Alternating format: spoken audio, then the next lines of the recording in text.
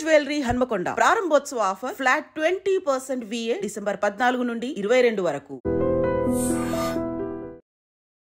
నమస్కారం, welcome to I dream. ధర్మ మార్గం విత్ విజిత కార్యక్రమానికి స్వాగతం.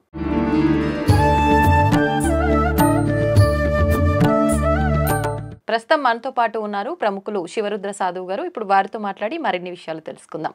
నమస్కారం అండి. నమస్కారం అమ్మా, చెప్తల్లి. ఈ మధ్య కాలంలో కొన్ని రకాల విధ్వంసాలని చెప్పొచ్చు అనుకుంటా జరగటం చూసాం. ఏంటి అంటే భూకంపాలు, ముఖ్యంగా కొన్ని నెలల క్రితం అయితే జల ప్రళయాలు, ఇలాంటివి మళ్ళీ రాబోతున్నాయి. 2025లో చాలా ఘోరంగా ఉండబోతుంది అని చెప్పి కొంతమంది ప్రముఖులు చెప్పడం జరిగింది ఆ టైంలో. అయితే నిజంగా ఈ భూకంపం జరగడము, ఈ ప్రళయాలు రావటం, ఇవన్నీ చూస్తుంటే రానున్న కాలంలో ఇంకా ఎలా ఉండబోతోంది? ఎలాగూ మనం ఈ 2024 ఎండుకు వచ్చేసాం కాబట్టి 2025లో ఇలాంటివి ఎక్కువగా జరిగే అవకాశం ఉందా? ఇంకొక క్వశ్చన్, ఇప్పుడు మనకు కుంభమేళా కూడా జనవరిలో జరగబోతోంది. ఇలాంటి విధ్వంసాలు జరగటం కనుక ఉంటే ఈ కుంభమేళా వల్ల ఏమైనా ఆపగలిగే అవకాశం ఉంది అంటారా? మానవ శరీరంలో అమ్మ మనకు అన్ని విద్యలు పరమాత్ముడు చెప్తూనే ఉంటాడు. 15 కర్మలని ఒక తల్లి గర్భంలో ఉన్నప్పుడే శిశువు రాసుకుంటాడు. 16వ కర్మ పుణ్యం అనమాట. అంటే గరుడ పురాణంలో 7వ సంపుటిలో ఏం రాసి ఉన్నదంటే మానవ శరీరం 15 కర్మలని అనుభవించడానికి పుట్టి 16వ కర్మ ఏమిటో తెలుసుకోవడానికి పరమాత్ముడు ఇస్తాడు. అంటే 16 కర్మల కలయిక ఒక జీవిత చరిత్ర. అంటే ఎలా 15 కర్మలు గురువు గారు అని అంటే అమ్మ, బాధ్యతలన్నీ చెప్పుకోవచ్చు. అందులో నీ స్నేహితుడు ఉండొచ్చు, నీ ప్రేమికురాలు ఉండవచ్చు, నీ భార్య ఉండవచ్చు. కొన్ని సందర్భాల్లో హ్యాపీనెస్ కాస్త సాడ్నెస్ అయ్యి హెవీగా మనల్ని కొన్ని ఫీలింగ్స్ నచ్చేస్తుంది కదా, ఇవన్నీ కర్మలు అంటారు. అయితే వీటన్నిటిలో మనల్ని ఎక్కువ శాతంగా బాధించేది ఎవరంటే ఫైనాన్స్, ఎమోషన్స్. ఇవి రెండే ఎక్కువ బాధపడతాయి. ఈ రెండింటిని గెలవడానికి జీవితం అంతా తండ్రి కష్టపడతాడు, భార్య కష్టపడతాడు. అంటే పుణ్యం కోసం, అంటే కనీసం తరాలన్నా బాగుండాలి అని. అంటే మీరన్న ప్రశ్న ఏంటంటే 2024లో జరిగిన విధ్వంసకమైన సంఘటనల ద్వారా పలు విధాలుగా పలు రాష్ట్రాల్లో, లైక్ వాయనాడ్ లాంటి రాష్ట్రాల్లో, అంటే కేరళ రాష్ట్రాల్లో జరిగిన ఒక ప్రకృతి వైపరీత్యం, తర్వాత బాంబేలో, గుజరాత్లో జరిగిన వైపరీత్యం, కొంచెం వెనక్కి తీసి చూస్తే మన దగ్గర విజయవాడ రీసెంట్ ఆర్టికల్లో మాట్లాడితే, ఇవన్నీ పక్కన పెట్టి చూస్తే అమ్మ లైవ్ ఎవిడెన్సెస్ స్త్రీలపై అఘాత్యాలు, అత్యాచారాలు, మానవ మృగాలు ఇంతవరకు న్యాయం జరగలేకుండా ఉన్నాయి. ప్రకృతి ఒక పని చేసిందమ్మా, భూప్రపంచం మొత్తం ప్రభావం చేసి చంపేసింది. నీళ్లు విజయవాడలో చంపేసింది. కొన్ని జరిగాయి. ఏ చంపినా కూడా, ఏం చేసినా కూడా దానికి అక్కడికక్కడ న్యాయం జరిగింది. అంటే అలా జరిగినప్పుడు చనిపోయిన వాళ్ళంతా ఇలా ఇబ్బందులు పెట్టిన వాళ్ళ, అంటే వాళ్ళతో పాటు మంచి వాళ్ళు కూడా వెళ్ళిపోతున్నారు కదా. అంటే పరమాత్ముడు ఏం చేస్తాడంటే ఒక ఏనుగు పోతూ ఉంటే చిన్న చిన్న చిన్న చిన్న చిన్న విష పురుగులు, చీడ పురుగులన్నీ అడ్డు వచ్చినాయన్ని కొన్ని పోతూ ఉంటాయి. కానీ ఏనుగు డెస్టినేషన్ ఏంటంటే నిన్ను అక్కడ బేస్ సెట్ చేయడం. అంటే ధర్మాన్ని అక్కడ కాపాడడానికి వెళ్ళిన ఆ ఏనుగు ఎందుకు ఎగ్జాంపుల్ చెప్తున్నా అంటే, ఆయన అంత వెడల్పుగా 2-3 వేల కిలోలతో పోతాడు. అంటే ఇందులో చిన్న చిన్న చిన్న చిన్న చిన్న జీవరాశులకు ఇబ్బంది జరిగినా ఆయన సెట్ చేయబోయే ఆ లాస్ట్ డెస్టినేషన్ ఏది ఉంటుందమ్మా, కొన్ని లక్షల కుటుంబాలు బాగుపడతాయి. ఇది యాక్చువల్లీ వంశ ఇతివృత్తాంతం అంటారు దీన్ని. ఎలా అంటే, మీ నాన్న ఎంత కష్టపడి ఉండొచ్చు తల్లి, ఈ రోజు నువ్వు ఇంత సంపాదించడానికో, ఇంత చదువులు చదవడానికో ఎన్నో చేసి ఉండొచ్చు కదా. మరి ఆయన అందులో నీకు తెలియకుండా మోసం కూడా చేసి ఉండొచ్చు. బాస్ దగ్గర అబద్ధాలు ఆడడం లాంటి మోసాలు, అంటే ఉన్న పొడి చేయడం కాదు, అంటే కొన్ని అటు ఇటు చేసి ఏది చేసినా సొంత లాభానికే చేసి ఉండొచ్చు కదా. మరి ఆయన గారు న్యాయంగానే ఉండినుంటే, ఈరోజు మీరు అన్నట్టుగానే మీరు న్యాయంగా ఉండినుంటే ఇంత వెలుగులో కూర్చోకపోయేవాళ్ళు. అంటే ప్రతి మనిషి ఏం చేస్తాడంటే స్వార్థంగా కొన్ని ఆలోచనలు కుటుంబం కోసం చేస్తాడు. ఇక్కడ మీరు కొంచెం చాలా మందికి, పురోహితులకి ఇది కొంచెం బలమైన ప్రశ్న, సాధువులకి, అఘోరాలకి కూడా. ఒక్కసారి కళ్ళు మూసుకొని మనస్సుతో ఆలోచిస్తే అమ్మా, ఇంకా ప్రకృతి పని మొదలు పెట్టలేదు. మనమే ప్రకృతిని పెకిలిస్తున్నాం ఇలాగా గడ్డపారతోని, అక్కడున్న వాటినన్నీ తీసేసి. వెరీ సింపుల్ ఎగ్జాంపుల్ చెప్తే, వాయనాడ్ లాంటి ప్రాంతంలో వచ్చింది ఒక పెద్ద ప్రకంపనం. అంటే there is a pillars, iron pillars లోతుగా తవ్వేసి పెట్టి, ఆ కొండ ప్రాంతంలో కేవలం గాలికి సంబంధించిన పవిత్రత ఉండాలి, దైవానికి సంబంధించిన ఆధీనమై ఉండాలని బోర్డ్స్ ఉన్నాయి అక్కడ. మన వాళ్ళు ఏం చేశారు, ఆ పచ్చటి వాతావరణంలో కొన్ని విధాలమైన ఆలోచనలు చేసి కొన్ని విధాలమైన కామానికి సంబంధించింది, కొన్ని విధాలంటే నా ఉద్దేశం ఎక్కడైతే విలాసం అనేది కామంతో మొదలవుతుందో తల్లి దైవానికి విలువ ఉండదు. మరి దైవం కూడా ఎంత భరిస్తుంది అక్కడ? ఇప్పుడు అలాగే కంటిన్యూషన్ ఒక విషయం జరిగితే మీరు అన్నట్టుగా దైవాధీనంలో ఆ మనిషి పుణ్యాత్ముడు అనుకున్నాం, అక్కడికి ఆయన జీవిత చక్రం రాసుండి వేరే వాళ్ళు మంచి మంచి వాళ్ళ జీవితాన్ని నాశనం పట్టిస్తూ పవిత్రమైన ప్రకృతిని నాశనం పట్టిస్తున్నారు కాబట్టి ఒకసారిగా లేపుకెళ్ళాడు అందులో. ఇక్కడ తప్పు దేవుడిది ఉందా అమ్మ? బాగా గమనించాల్సింది మానవులది ఉన్నదా? మనిషిదే తప్పు ఉంది కదా. ఇంకా ప్రకృతి అక్కడ పని చేయలేదమ్మా. మనం విజయవాడకు వచ్చాం, అమ్మకి బాగా ముక్కు పొడుగు దాకా నీళ్ళు వస్తే మునిగిపోతుందంట అని బ్రహ్మంగారు రాశారు అని చెప్తే నేనన్నా అలా కుదరదమ్మా అని కూడా మన ఛానల్లో చెప్పాను. ఏమవుతుందంటే కొన్ని వందల సంవత్సరాల క్రితం ప్రకాశం బ్యారేజ్కి కొన్ని లక్షల ఎకరాల చుట్టుపక్కల పంట మాత్రమే పండాలని రాసింది అన్నిట్లలో, రెవెన్యూలో, డిపార్ట్మెంట్స్లో, ఎక్కడెక్కడో రాసుంటాయి కదమ్మా. ఈరోజు నువ్వు బిల్డింగ్లు కట్టింది నువ్వు ఎగువ ప్రాంతంలో, ఇక్కడ కొండ ప్రాంతం మీద నుంచి నీళ్లు పడితే నువ్వు ఇక్కడ నీళ్ళు నీ విలాసాన్ని కట్టావుగా. మరి ఇక్కడ మరి అమ్మ నా తల్లి దుర్గామాత తప్పు చేసిందా?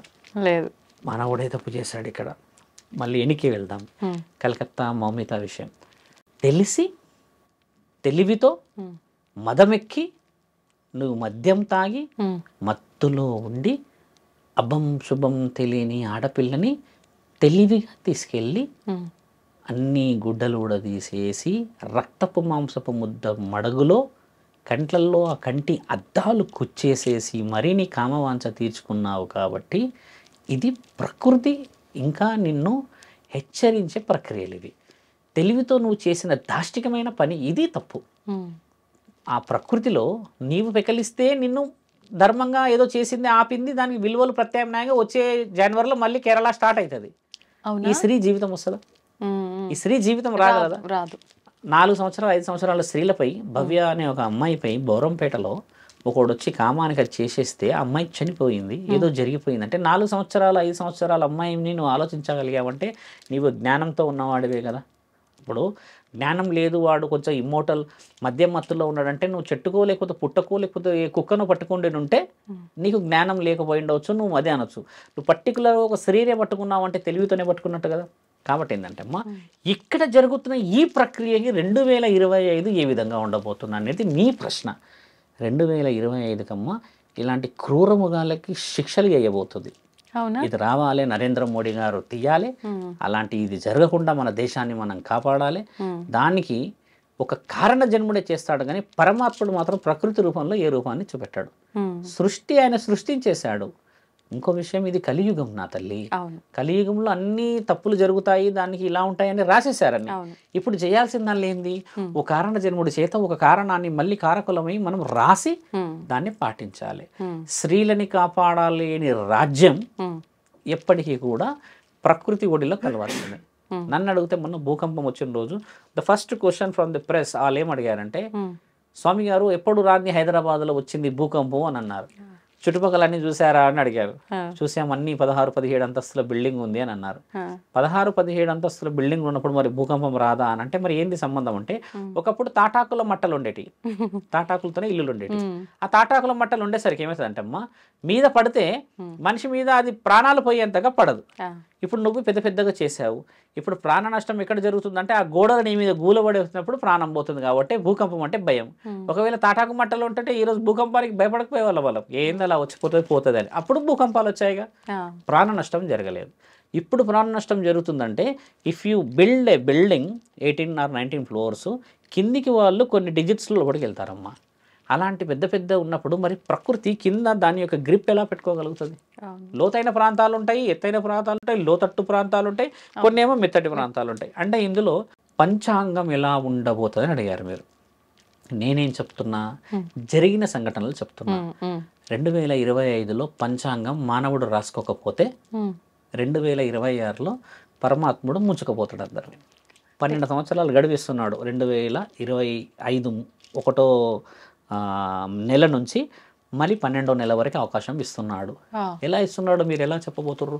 మీకేమైనా దేవుడు కనబడ్డా, మీకేమైనా శివుడు కనబడ్డా అనే ప్రశ్నలు మన అందరికి వస్తాయి. నాకెవరు కనబడలేరు, మీకు ఎవరు కనబడలేడు. కానీ ఆ తల్లి పడిన ఆ అర్థనాదాలు న్యాయం జరుగుతూ ఉంటే పరమాత్ముడు పని మొదలు పెడితే ఒక న్యాయం ఎలా జరుగుతుంది అంటే శిక్ష ఇచ్చినప్పుడే జరుగుతుంది.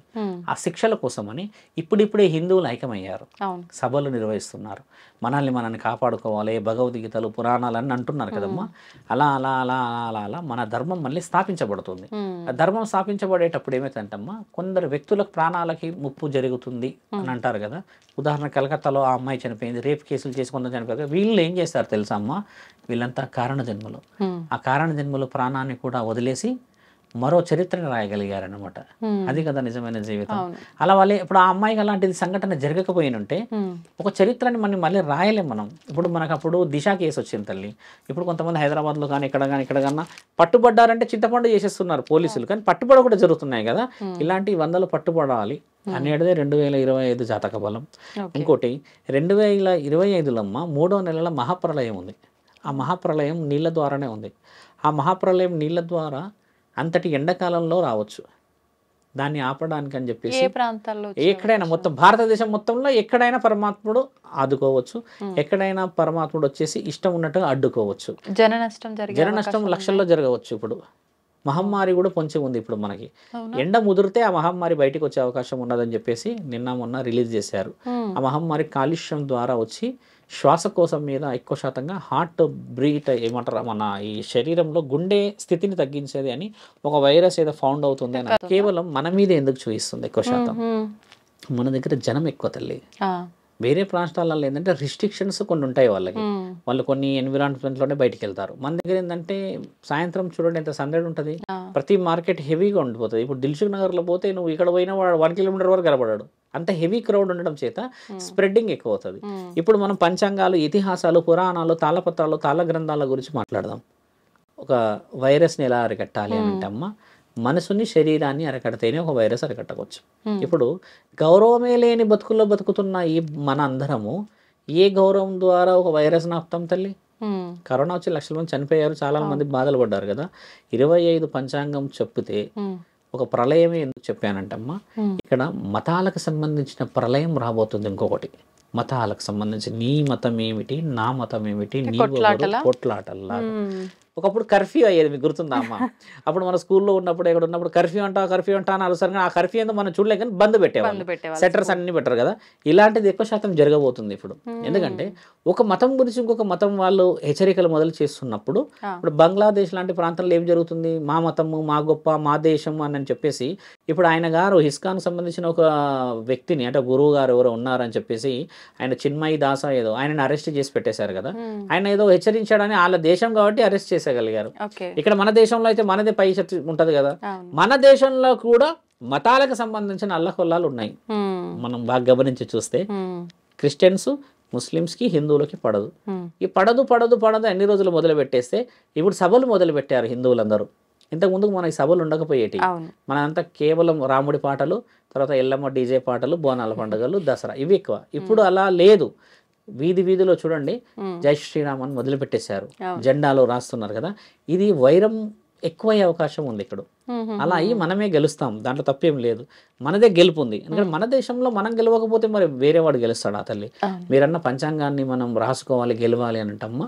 ప్రతి ఇంట అఖండ జ్యోతి వెలగకపోతే, ప్రతి ఇంట ఒక గౌరవప్రదమైన దైవాధీనం లేకపోతే, ప్రతి ఇంట సౌభాగ్యులు లేకపోతే ఈ భర్తలు ఈ యవ్వనస్తులు పిల్లలు ఉంటారు కదమ్మా, వీళ్ళందరినీ మన హద్దు హరుపులు పెట్టుకోకపోతే మహాప్రళయాన్ని పరమాత్ముడు చూయిస్తాడు, కానీ దాన్ని నిజం చేయకూడదు అంటున్నా. రాసునే వాటిని దాటొచ్చుగా తల్లి. అఘోరాలు వస్తున్నారు ఇప్పుడు అక్కడికి. వాళ్ళు ఏం చేస్తున్నారంటే వాళ్ళు హెచ్చరిక ఇప్పుడు ఎన్నిసార్లు చూడండి వాళ్ళు ఏం చేయబోతున్నారు. వాళ్ళు స్నానాలు చేయడానికి రావట్లేదు అక్కడ. వాళ్ళు ఎన్నో విషయాలు కనుక్కోవాలి.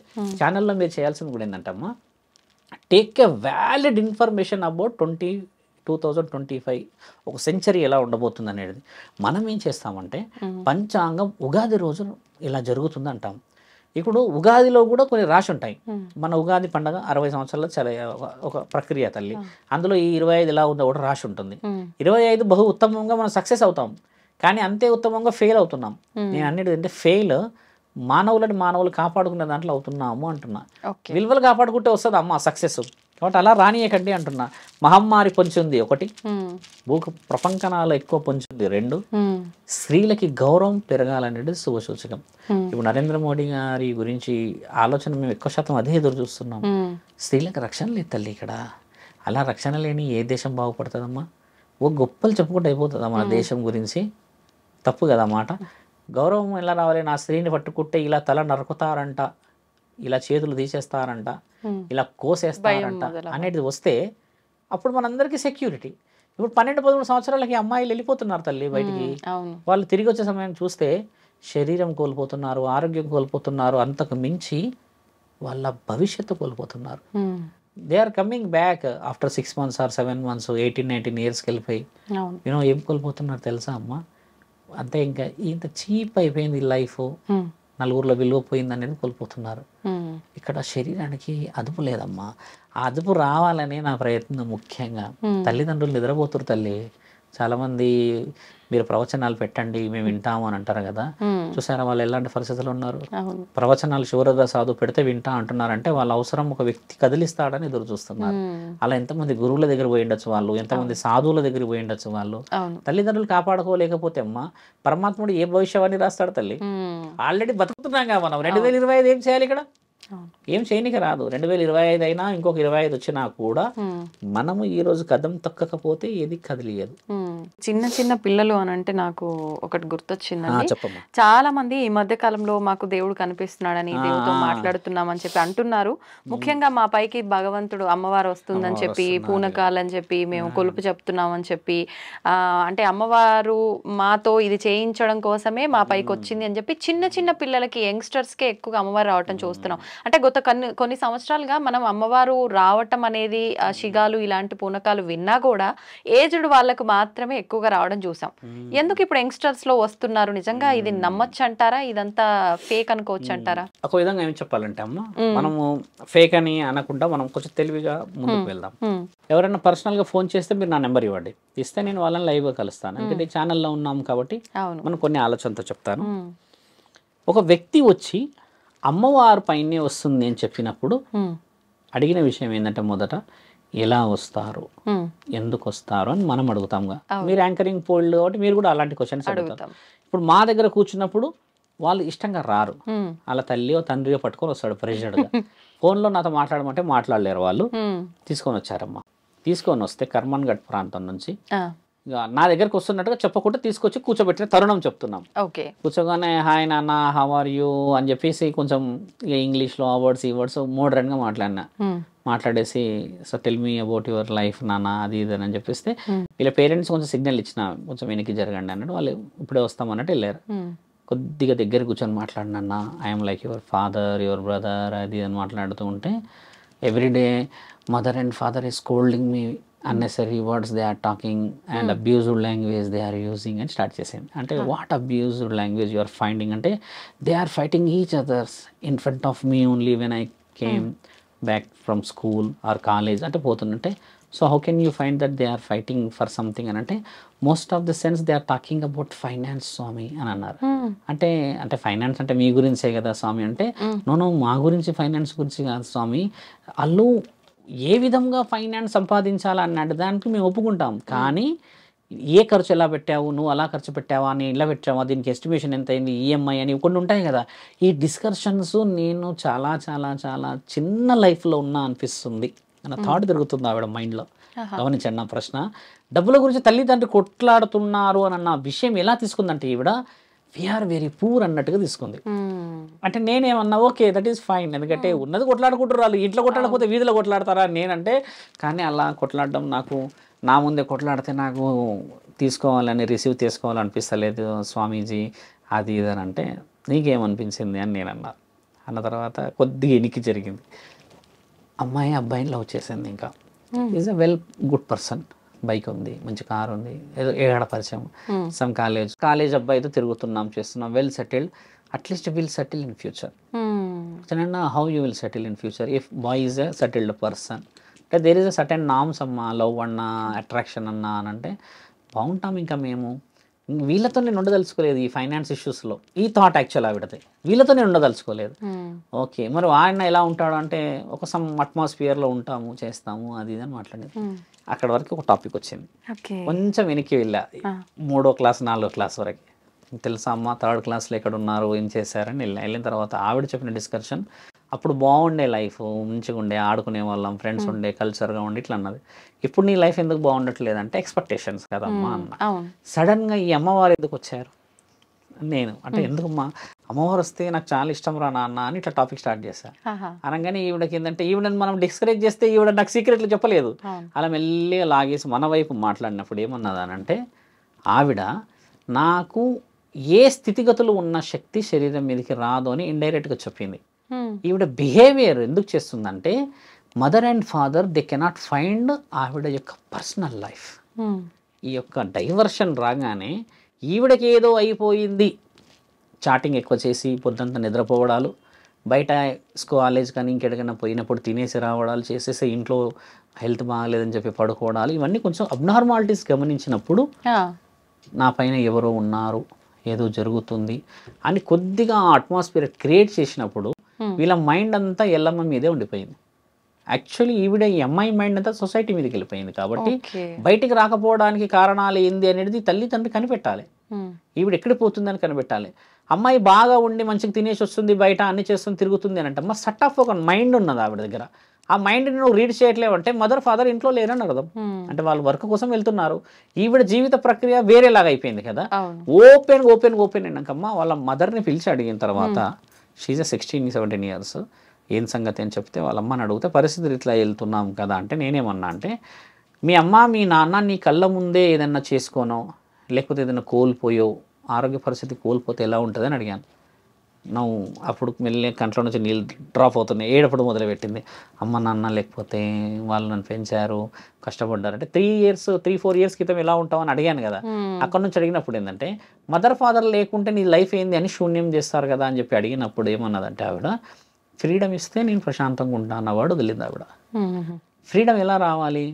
వీళ్ళిద్దరు ఫైనాన్స్ పరంగా గొడవకూడదు ఒకటి, ఈవిడ ఏది అడిగితే అది తెచ్చేయాలి 2, ఈవిడ ఏదైనా మాట్లాడితే ఎదురు పడకూడదు 3, ఈ మొబైల్ ఇచ్చేసేయాలి, దాంట్లో ఎవరితో చాటింగ్ చేస్తున్నావు అడగకూడదు 4. ఇలాంటి కొన్ని విషయాలు రిస్ట్రిక్టెడ్గా ఉంటే ఈవిడ కళ్ళు మూసుకున్నప్పుడు నేను ఇది నేను అది అని చెప్పినప్పుడు వాళ్ళ మైండ్ డైవర్షన్ జరిగింది కదా ఇక్కడ.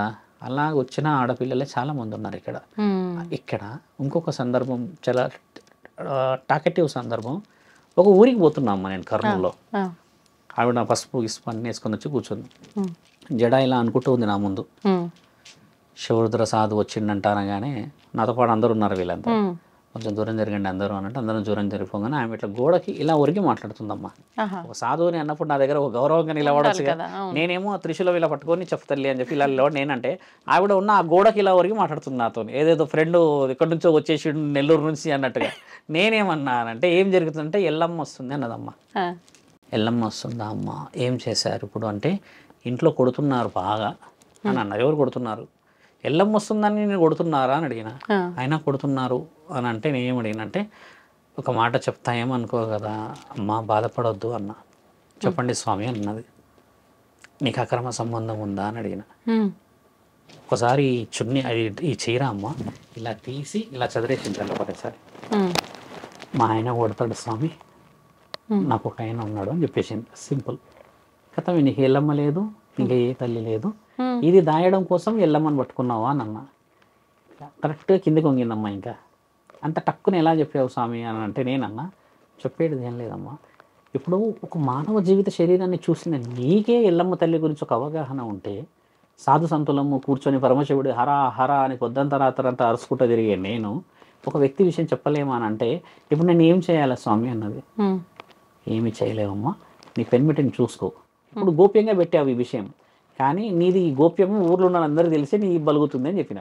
కనిపెట్టరా తల్లి సీక్రెట్, ఇప్పుడు ఒకటి కనిపెడతారు కదా, అది దాచిపెట్టడానికి నా మీద వీళ్ళు చేసే ఈ పనులు పడకూడదు అన్న ఉద్దేశం ఈవిడ మొదలుపెట్టింది కదా. చాలా రియలైజ్ అయ్యి ఏమైందంటే, ఈ స్వామి నెంబర్ ఇవ్వండి అని అన్నది. ఇంకా మన వాళ్ళు ఇచ్చారో చేశారో నాకు తెలియదు. అప్పుడు నేనేం చేస్తా, ఆవిడ ఫోన్ నెంబర్ ఇస్తే వస్తే ఎల్లమ్మని రప్పియాలా, లేకపోతే ఈవిడని సౌభాగ్యవతిలాగా నీ ఇంటికి వెళ్ళమని చెప్పాలనా? ఒక్కటే చెప్పిన, మీ ఆయన కాళ్ళ మీద పడి మంచిగా ఉంటా అని బతుకుతే అందరు సెట్ అయిపోతారు. ఈ యొక్క సుఖమే 10 నిమిషాల కోసం వాడు అందగాడు చందగాడు 6 అడుగులు ఉన్నాడు అని అంటే మాత్రం చేతిలో అక్కడ ఇక్కడ నిప్పులు పోసారు కదా, ఈసారి నీ నోట్లో పోస్తారు అని చెప్పాను. కొంతమంది దేవతలు వచ్చినప్పుడు ఈ సలాకులు కాల్చి పెడతారు, మీకు తెలుసా సినిమాల్లో ఉంటుంది, ఇలా పెడుతుంటారు, కోస్తారు. ఆ బాగా వేడి చేసి పెడితే స్పందన ఇవ్వకపోతే దేవత వచ్చినట్టు, స్పందన ఇచ్చేస్తేనేమో దేవత రాదనమాట. ఈవిడ అలా కూడా చేశారంట. అయితే అంటే ఇప్పుడు మీరు చెప్పిన 2 ఎగ్జాంపుల్స్ తీసుకుంటే పరిస్థితుల ప్రభావం వల్ల 100% కవర్ చేయడానికి కొంత, లేదు అంటే దేవాది దేవతలు శరీరం మీదకి రారు తల్లి, శరీరం మీదకి వచ్చే వాళ్ళు లేరు. నేను గతంలో కూడా గొడవపడ్డా, వచ్చిన దేవత ఎవరైతే ఉంటారో నీకు పెళ్లి కానియదు, నీకు అసలు పెళ్ళే కానియదు. ఓకే, ఆవిడ ఆధీనం నీవు. మరి ఇప్పుడు రారు అని మీరు ఇంత ఖచ్చితంగా చెప్తున్నారు కదా, కొన్ని సందర్భాల్లో గ్రామాల్లో మనం ఎక్కువగా చూస్తాము, ఎవరైనా గ్రామ దేవతల్ని కానీ లేదంటే పంట పొలాల్లో ఉన్న దేవతల్ని మర్చిపోయి కొంచెం మనం తక్కువ చేసినట్టుగా చేస్తే ఎవరిపైకో వచ్చి వాళ్ళతో వాక్కు చెప్పిస్తుంది, ఇలా చేస్తేనే బాగుంటుంది వేరు. మళ్ళీ అది నీకు మాట చెప్తాను. ఇప్పుడు మీరు నేను ఇద్దరం షాపింగ్కి వెళ్ళాం, దాన్ని టెంపుల్కి వెళ్ళాం తల్లి, మీరు టక్కున రుద్రాక్ష కావాలి అని అన్నారు. ఆ రుద్రాక్ష తీసేసుకొని మెడల్ వేసుకోగానే రోడ్ యాక్సిడెంట్లో ఇద్దరం తప్పించుకోగలిగాం. ఉదాహరణకి మీ ఫస్ట్ వాడు ఏమంటారు తెలుసా, చూసావా రుద్రాక్ష ఉండడం వల్ల అంటాం కదా. ఇది పరమాత్ముడు అందరి దగ్గర పలుకుతాడు తల్లి వాక్కు, నా దగ్గర పలుకుతాడు, నీ దగ్గర పలుకుతాడు, రోడ్డు మీద ఉన్న బిచ్చపూడే ఆధారాలు కూడా పలుకుతాడు. అది వాక్కు పరమాత్ముడి యొక్క వాక్ చాతుర్యం. అది ఆయన చెప్పుతే వినబడదు కాబట్టి, ఆయన కనబడితే నమ్మవు కాబట్టి ఆ నాలికని కదిలిస్తాడు అక్కడ. ఇది అందరి చేతిలో ఉంది అంతే. మీరన్న కొంటే ఎల్లమ్మలు కొంటే దేవతలు వీళ్ళు చేసేది ఏంటంటే అమ్మ, కొంతమంది సిగం ఊగుతారు, వాళ్ళు భక్తితో ఊగుతారు తల్లి. ఐ గివ్ హ్యూజ్ రెస్పెక్ట్ వాళ్ళకి. వాళ్ళు భక్తితో ఎల్లమ్మ అని అనరు, వాళ్ళు నేను ఎల్లమ్మ భక్తురాలని అని వాళ్ళు బహు ఉత్తమముగా బోనాలు ఎత్తుకొని ఆడతారు. నేను హ్యాపీగా రెస్పెక్ట్ ఇస్తా వాళ్ళకి. కానీ నేనే ఎల్లమ్మ అంటే మాత్రం నేను 5 నిమిషాలు కూడా ఉండను, వెళ్ళిపోతాడికి. ఎందుకంటే ఎల్లమ్మ తల్లి బోనం ఎత్తుతే మరి ఎల్లమ్మ ఆడ గుడిలో ఉన్న ఆవిడ ఎవరు తీసుకెళ్ళాలి బోనం? మరి ఇప్పుడు నేనే దేవుడు శివుడు అనుకోండి, నేనే శివుడిని అని బోనం ఎత్తుకున్నా తల్లి. ఇప్పుడు నేనే శివుడిని అయితే నేను బోనం ఏడికి తీసుకెళ్ళాలి? మరి ఒక నిర్ణయం చాలా బాగా స్పష్టంగా తెలియాల్సింది అది తల్లి. ఇప్పుడు ఆ వర్షంలో మీరు చెప్పారు కదా, కొంతమంది గ్రామ దేవతలకు కొంటే అంటే వాళ్ళ కళలో కనబడతారు, కొన్ని సిగ్నల్స్ ఇస్తారు. పట్టు చీర కనబడడమా, పండు కనబడడమా, పసుపు అంటే బండారు కనబడడమా, కుంకుమ కనబడడమా, వెండి కనబడడమా, బంగారం కనబడదు. మళ్ళీ కొన్ని ప్రమద గణాల అనుమతులు ఇస్తారు, వేప చెట్టు కనబడడమా, ఇట్లా కొన్ని కనబడతాయి. అదే దుష్ట శక్తి ఏంటంటే గజ్జల చప్పుడు చేస్తుంది. ఇది చాలా మందికి తెలియాలి. ఎక్కడైతే గజ్జల చప్పుడు వస్తుందో అక్కడ దుష్ట శక్తి ఉందనేది 100% తెలుసుకోవాలి మానవులు. కానీ చాలా మంది గజ్జల శబ్దం దేవత చెయ్యతల్లి, అసలు అలా చెయ్యదు. నా దగ్గర చాలా వందల మంది వచ్చారు ఆ విషయంలో, నేను చెప్పి రుజువు చేయించా. ఈ గజ్జల శబ్దం ఎవరు చేస్తారంటమ్మా, ఈ ప్రేతాత్మలు చేస్తాయి. నిన్ను అలర్ట్ చేసి నిన్ను ఆ సమయానికి బయటికి పిలిపియడానికో, నీ మీద ఏదో సంథింగ్ ఏదో ఉండే ఉంటది. నీకు ఉదాహరణకు నువ్వు పవిత్రమైన భక్తురాలు అనుకో అమ్మ, ఒక భవానీ మాత భక్తురాలు అంటే నిన్ను పట్టుకుంటే భవానీ మాత అనుగ్రహం ఉండొచ్చు కదా ఆమె కూడా. కాబట్టి నిన్ను మేల్కొల్పే ప్రక్రియలో రాత్రి 12 నుంచి 3 గంటలకు వస్తుంది. ఏ దేవత కూడా 12 నుంచి 3 గంటలకు శబ్దం చేయదు. శాసనాలు ఇతిహాసాల్లోనే రాసింది కదా, 12 నుంచి 3 గంటల వరకు కలి యొక్క ఆధీనమైన సమయం అది. అంటే చెడు ప్రభావం. 3 తర్వాత మన మంగళ స్నానాలు మొదలైతాయి కదా ఏ గుడిలో అయినా. 3 తర్వాత శబ్దం వేరు ఉంటుంది, 12 లోపు ఉండే శబ్దం వేరే ఉంటుంది. దేవతలు కూడా గజ్జల శబ్దం చేస్తారు, సమయం వారిది వేరు. గల్ అనే శబ్దం వేరు, గలగలగల అనే శబ్దం వేరు. దేవతలు చాలా గలగల చేస్తారు శబ్దం. ఒక వ్యక్తి నడుస్తున్నట్టు శబ్దం వస్తుంది, మీరు గమనించండి. ఇప్పుడు మనం కొందరికి 2-3 ఉంటాయి తల్లి ఆ గజ్జలు. ఆ సౌండ్ పర్టికులర్గా నడుస్తుంది, టక్ టక్ నడిచి ఒక దగ్గర ఆగుతుంది. దేవత అయితే ఇంకొకళ్ళు ఏంటంటే తిరుగుతూ ఉంటారు, వాళ్ళు బయట తిరుగుతారు. బాగా గమనించాల్సిన ప్రశ్న మీరు అడిగిన డీప్ క్వశ్చన్. ఇప్పుడు ఇది మన బెడ్రూమ్ అనుకోండి, అదొక ఉదాహరణ కిచెన్ అనుకోండి, అదొక హాల్ అనుకోండి. Every corner we listen that sound.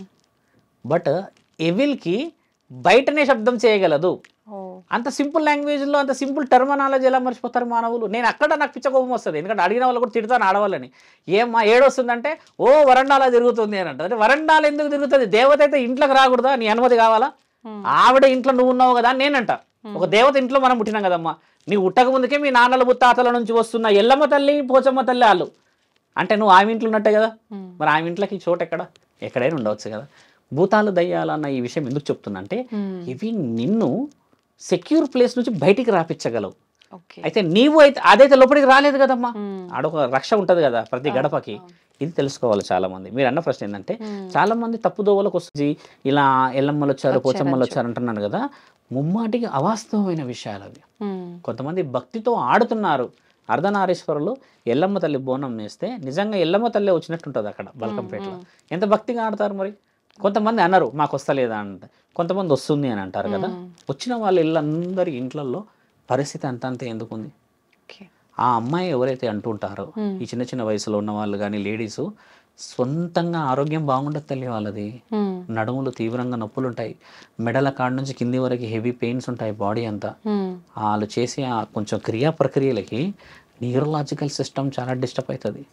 దానివల్ల పెళ్ళైన వాళ్ళకి ఏమవుతుంది తెలుసా అమ్మ, చాలా మందికి తెలియాలి అమ్మలకి, పెనిమిటికి మరణగండం వస్తుంది, కొడుకుంటే కొడుకుకి గండం వస్తుంది.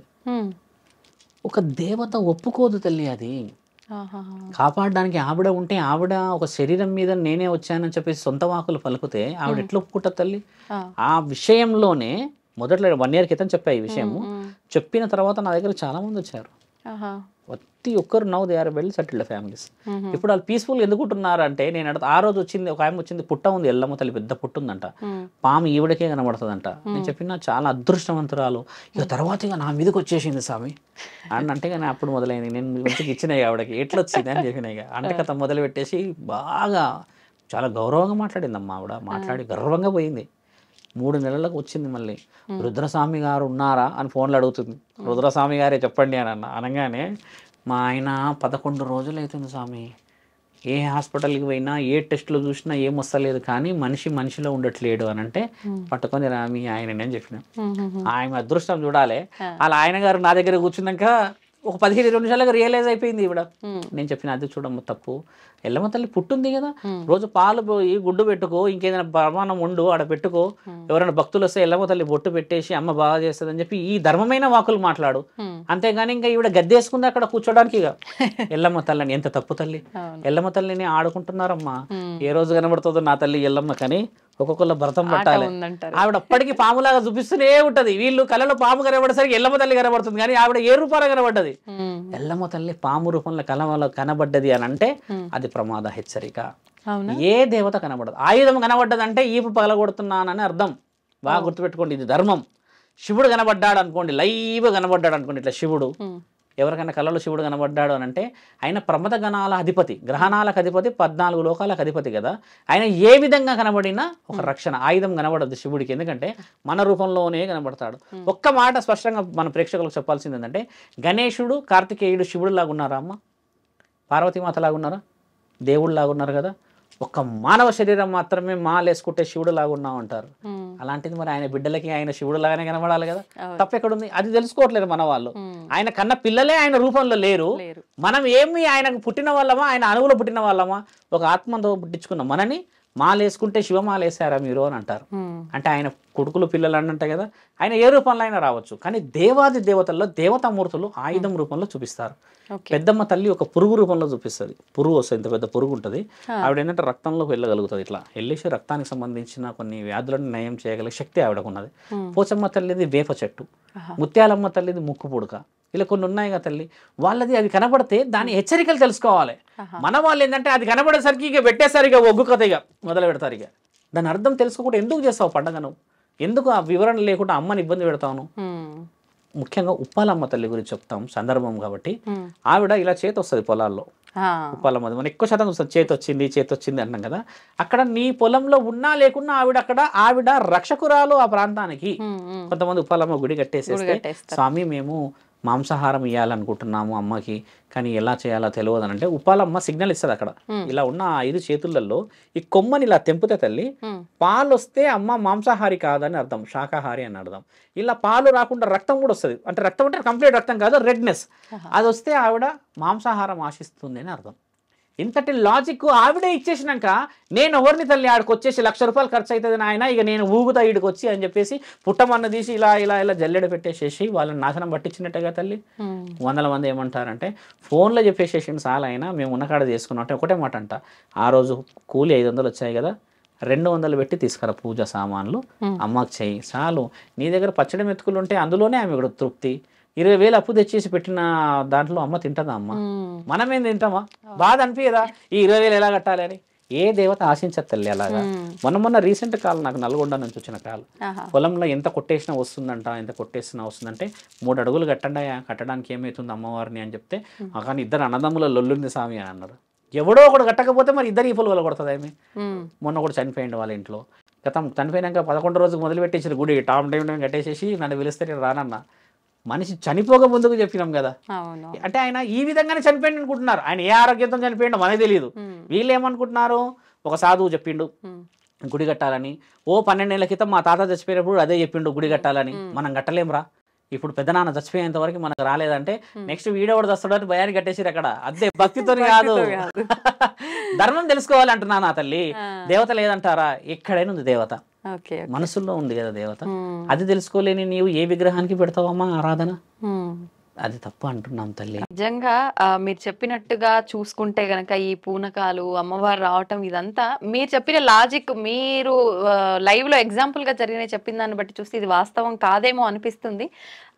నిజంగానే అలాంటివి నమ్మకూడదు, మూఢనమ్మకాలు అని కొట్టి పారేసే వాళ్ళు ఉన్నారు. ఇప్పుడు నిజంగా అలాగే కొట్టి పారేయాలనే ఒక ఇన్ఫర్మేషన్ కూడా మీ ద్వారా అయితే అర్థమైంది. నిజంగా చాలా మంచి విషయాలు తెలియజేశారండి. ధన్యవాదాలు. ధర్మో రక్షతి రక్షత.